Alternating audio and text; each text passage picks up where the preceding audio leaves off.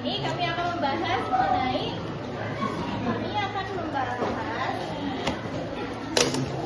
sistem klasifikasi makhluk hidup, cara mengklasifikasi makhluk hidup, tingkatan taksonomi, sistem tata nama ilmiah, perkembangan klasifikasi makhluk hidup dari masa ke masa, dan manfaat klasifikasi makhluk hidup. Oke, sekarang kita langsung aja masuk ke materinya.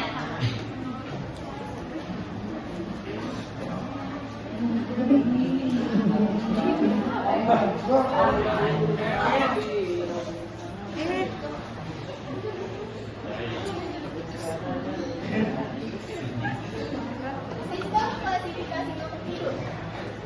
Sistem klasifikasi makhluk hidup adalah cara mengelompokkan organisme berdasarkan ciri-ciri kesamaan mereka untuk memahami keanekaragaman hayati. Sistem yang umum digunakan adalah sistem klasifikasi lima kingdom yang diperkenalkan oleh Robert Whittaker pada tahun 1969. Yang membagi makhluk hidup menjadi dua, praksista, bumi, jamur, lantai, tumbuhan, dan animalia. Tujuannya adalah untuk mempermudah pengenalan, pembandingan, dan pemahaman hubungan kekerabatan antar makhluk hidup. Adapun sistem lima kingdom yang pertama, Monera. Monera organisme prokaryotik, tidak memiliki membran inti dan besar tunggal seperti bakteri dan alga hidup. Yang kedua, protista. Protista organisme eukaryotik memiliki membran inti sederhana seperti protozoa dan alga. Yang ketiga, bumi atau jamur, organisme eukaryotik heterotrof, yaitu mendapatkan makanan dari organisme lain yang menyerap makanan seperti jamur. Selanjutnya yang keempat ada lantai, yaitu tumbuhan. Organisme eukaryotik multiseluler jamur membuat makanan sendiri melalui fotosintesis. Yang terakhir, yang kelima ada animalia, hewan, yaitu organisme eukaryotik multiseluler heterotrof seperti hewan. Perkembangan klasifikasi makhluk hidup dari masa ke masa. Perkembangan klasifikasi makhluk hidup dimulai dengan Aristoteles yang membagi organisme menjadi tumbuhan dan hewan. Kemudian Aristoteles mengembangkan sistem klasifikasi dua kingdom dan tata nama binomial. Sistem ini berkembang menjadi lima kingdom oleh Robert Whittaker dengan menambahkan Monera, protista, dan bumi. Lalu menjadi enam kingdom ketika Monera dibagi menjadi Archaeopterygia dan Euprymneria oleh Archaeopteryx, yang juga memperkenalkan konsep tiga domain Archaeopteryx sebagai tingkatan taksonomi yang lebih tinggi dari kingdom.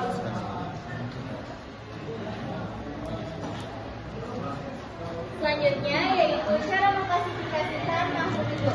Perkembangan selanjutnya melihat munculnya sistem klasifikasi dengan jumlah kingdom yang banyak, seperti sistem lima kingdom oleh Robert Whittaker pada 1969 dan sistem enam kingdom oleh Carl Wood pada tahun 1977, serta sistem tiga domain yang mencerminkan pemahaman yang lebih mendalam tentang keragaman hayati dan hubungan evolusioner.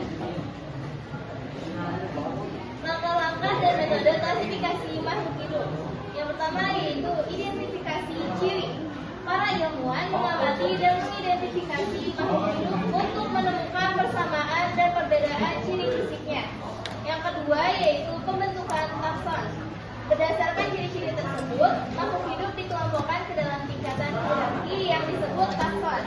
Yang ketiga yaitu urutan takson. Tingkatan takson dimulai dari yang paling umum ke yang paling spesifik. Nah, di sini kalian bisa lihat ya urutan taksonomi dari yang paling umum sampai yang paling spesifik itu ada kingdom, ada phylum, ada kelas, ada ordo, ada famili, ada genus, sama ada spesies.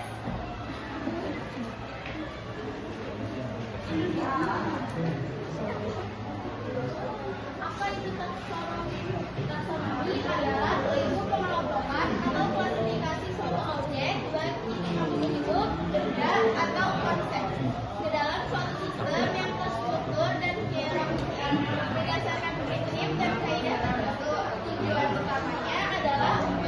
mengidentifikasi, menamai, dan mengorganisasi suatu kelompok agar lebih mudah dipelajari dan dipahami. Tingkatan taksonomi adalah hierarki pengelompokan makhluk hidup dari yang paling umum ke paling khusus yang terdiri dari domain, kingdom, filum, kelas, ordo, famili, dan genus hingga spesies. Rincian setiap tingkatan. Pertama, ada domain. Domain itu tingkatan tertinggi yang mengelompokkan organisme berdasarkan struktur dasar selnya, seperti eukarya memiliki inti sel. Yang kedua, ada kingdom atau kerajaan, kelompok besar yang membagi makhluk hidup menjadi kelompok besar seperti animalis, hewan, atau rantai tumbuhan. Yang ketiga, ada filum untuk hewan, divisi untuk tumbuhan. Tingkatannya di bawah kingdom, membagi hewan menjadi kelompok seperti chordata, memiliki notochord, atau tumbuhan menjadi kelompok seperti spermatozoa, tumbuhan. Yang keempat, ada kelas, kelompok organisme yang lebih spesifik dari filum atau divisi. Contohnya mamalia atau spesies.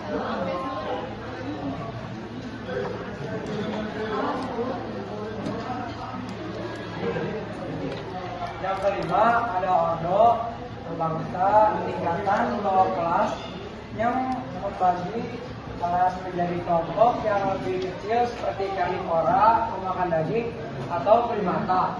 6. Famili, suku, kelompok organisme yang memiliki kesamaan ciri lebih banyak. Misalnya, Felidae, keluarga kucing. 7. Ada genus, marga, tingkatan di bawah famili menunjukkan kelompok spesies yang berkerabat sangat dekat seperti Panthera, macan, atau Felis, kucing rumah. Yang ke-8 ada spesies atau jenis. Tingkatan terendah yang paling spesifik menunjukkan sekelompok organisme yang dapat melakukan perkawinan alami dan menghasilkan keturunan yang subur. Contohnya Panthera tigris, harimau. Apa itu nomenklatur binomial? Sistem tata nama ilmiah atau nomenklatur binomial adalah sistem penamaan dua suku kata yang digunakan untuk memberi nama spesies organisme secara unik dan universal, serta menghindari kebingungan karena perbedaan nama kata. Sistem ini dikembangkan oleh Carolus Linnaeus dan terdiri dari nama genus atau kata pertama diawali huruf kapital dan nama spesies atau kata kedua huruf kecil yang ditulis miring atau digaris bawahi jika ditulis tangan.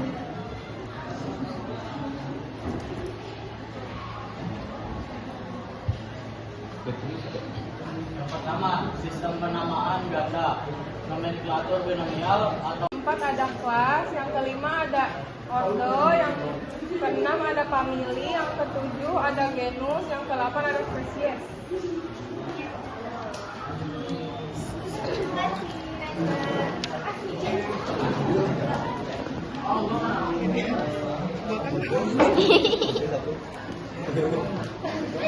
Selanjutnya pertanyaan yang nomor 2. Apa itu nomenklatur binomial?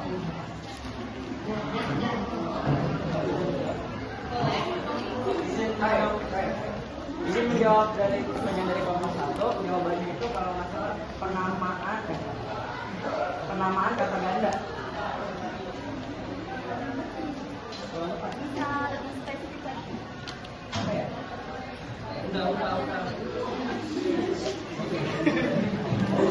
Ada yang bisa menjelaskan apa itu nomenklatur binomial?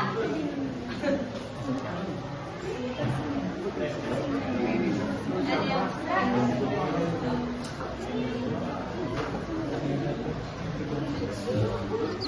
Apakah ada yang bisa? Boleh dilihat bukunya.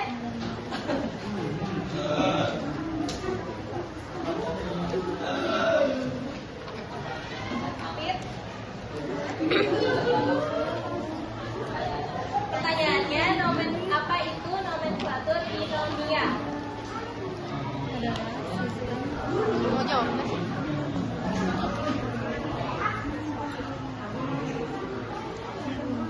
Ayo, apakah ada yang bisa menjawab?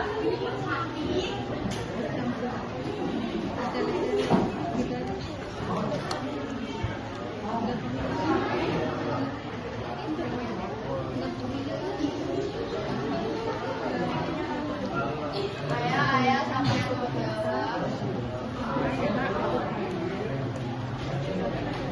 Ini nyata.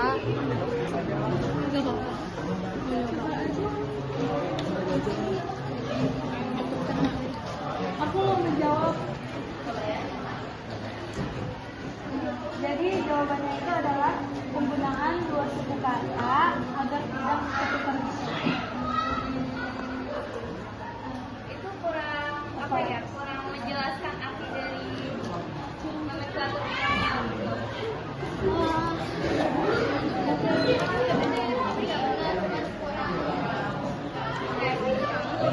Jadi jawaban kita kasih komen. Ya. Oke, jadi untuk arti dari nomenklatur binomial sendiri yaitu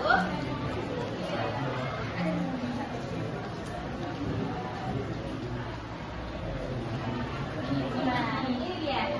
Sistem tata nama ilmiah atau nomenklatur binomial. Jadi, binomial adalah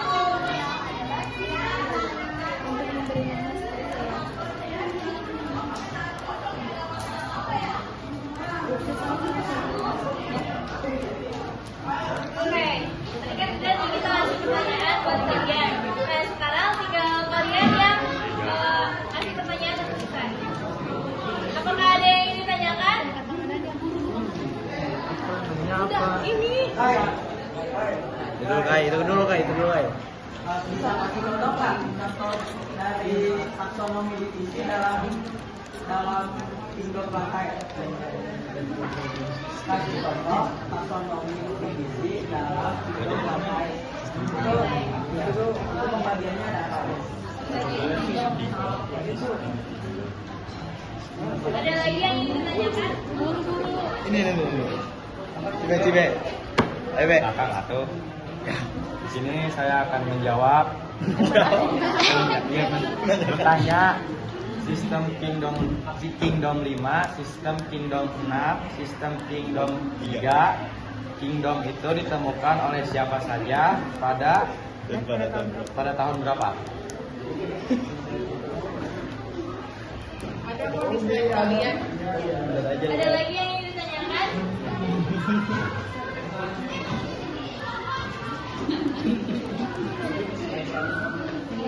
Ada lagi yang ingin ditanyakan? Ayo, mau bukain. Sekarang mau bukain. Gak ada lagi yang ingin ditanyakan? Dia mau bilang. Kalau nggak ada yang ingin ditanyakan, kita akan menjawab pertanyaan-pertanyaan yang tadi sudah ditanyakan.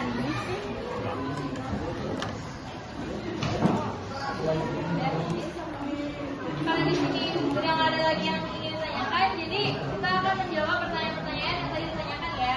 Jadi pertanyaan nomor 1 yaitu contoh dari taksonomi divisi dalam kingdom blank. Contohnya itu Pterophyta, lumut, Pteridophyta, paku, dan Spermatophyta, tumbuhan hidup. Pertanyaan kedua yaitu sistem kingdom 5, 6, 3 kingdom itu ditemukan oleh siapa dan pada tahun berapa?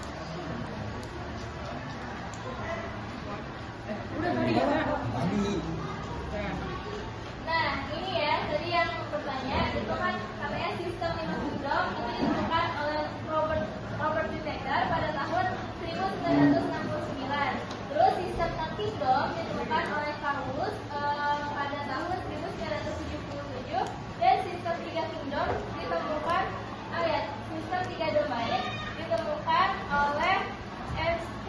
Cole pada tahun 1866.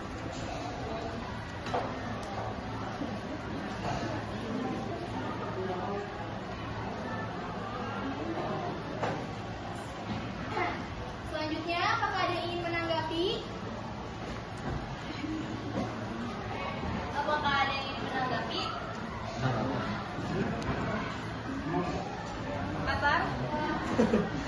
Boleh Altar boleh berdiri. Diri dulu.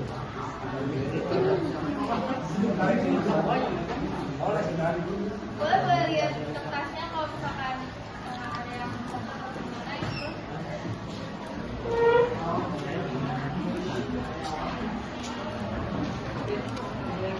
Ada yang ingin menanggapi? Ketika ada yang ingin menanggapi, apakah ada yang ingin memberikan saran atau kritik kepada kelompok kami?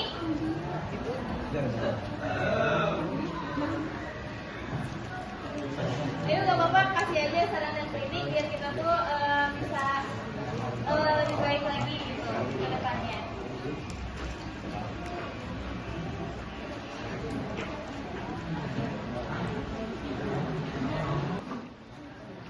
Kelompoknya Rizky Ananta deh.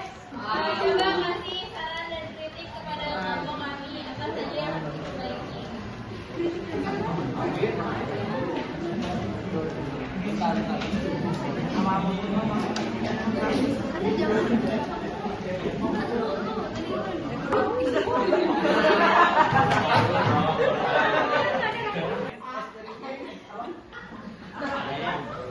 Ada ice breaking biar seru cenah. Makasih Rizky. Selanjutnya akan kita tuju untuk memberikan saran dan kritik kepada kita. Kelompoknya Atar. Yang jawabnya Atar ya.